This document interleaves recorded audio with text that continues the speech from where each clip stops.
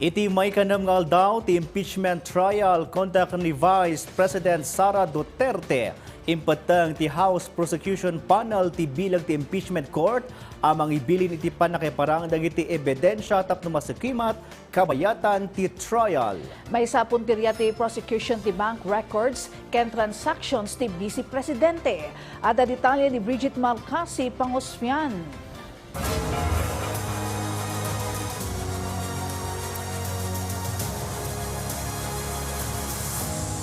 Iti maika-6 nga aldaw ti impeachment trial ni Vice President Sara Duterte, awan ti simmango at testigo. Ngun kiti, imparang ti prosecution ken defense panels ti oral arguments da, saknan iti kidaw ang maisubpina ti bank ken tax record ni Duterte. Ti House Prosecution Panel nga indolwan ni House Representative Chel Jokno, tinangkid daw iti subpina mainaig iti Article 2, ti Articles of Impeachment wenno ti saan ang mailawlawag a kinabaknang ti Vice Presidente. Bubuksan ba natin ang pinto ng katotohanan o haharangin ito?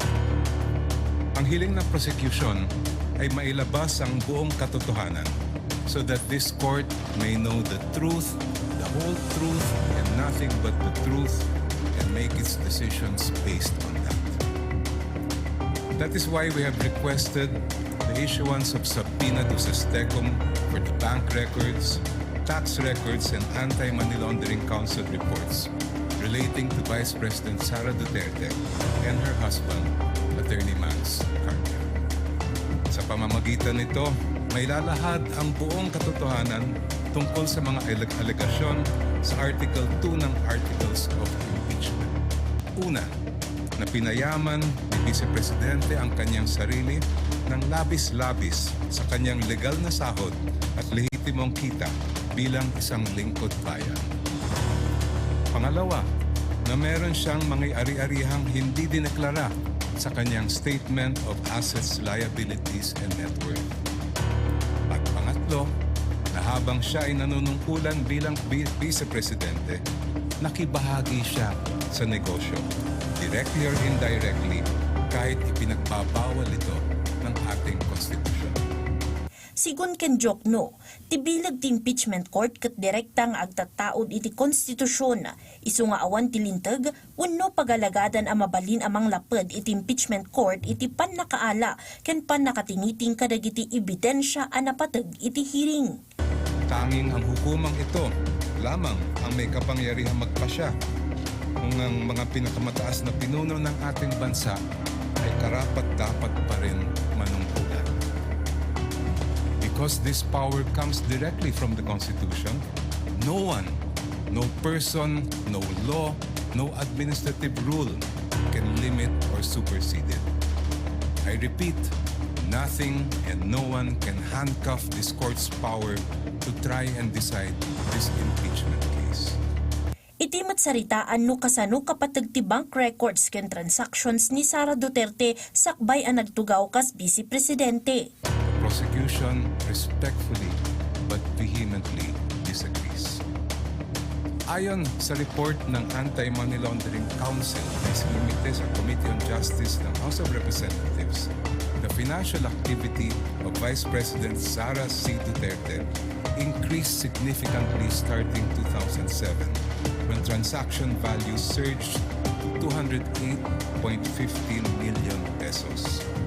According to this report, which is marked as Exhibit P-2-7-8, I quote, "Financial movements intensified between 2009 and 2013 with consistently high totals exceeding 400 million pesos, including notable peaks in 2009, 704.93 million pesos, 2010, 648.58 million pesos, and 2011, 597.15 million pesos. Kaya naman po, ang hiling namin sa Korte, gamitin ang inyong natatanging kapangyarihan at karapatan na pusisiin ang bank records, tax records at AMDA reports kaugnay ni VP Sara at ng kanyang asawa.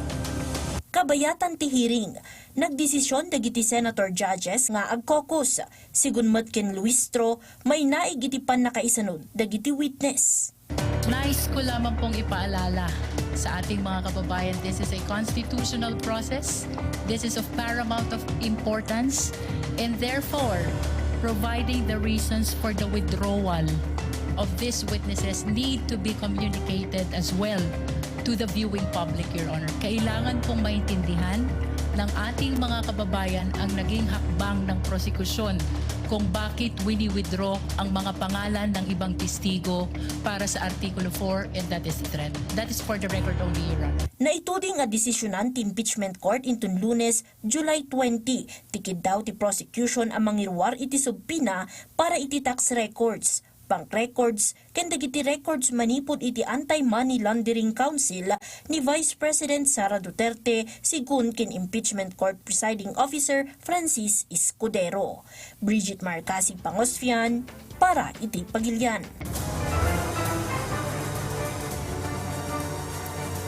Kakailyan tutukan inton sumaruno alawas ti special coverage ti People's Television Network iti agtultuloy nga impeachment trial ni Vice President Sara Duterte.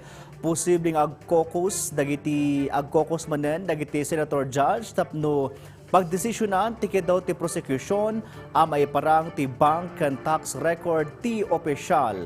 Padaanan tunggal alas 2 iti malam ti impeachment trial manipod Lunes agingga Miyerkules. Mabuya iti PTV analog ken digital channels ken iti official social media pages ti PTV.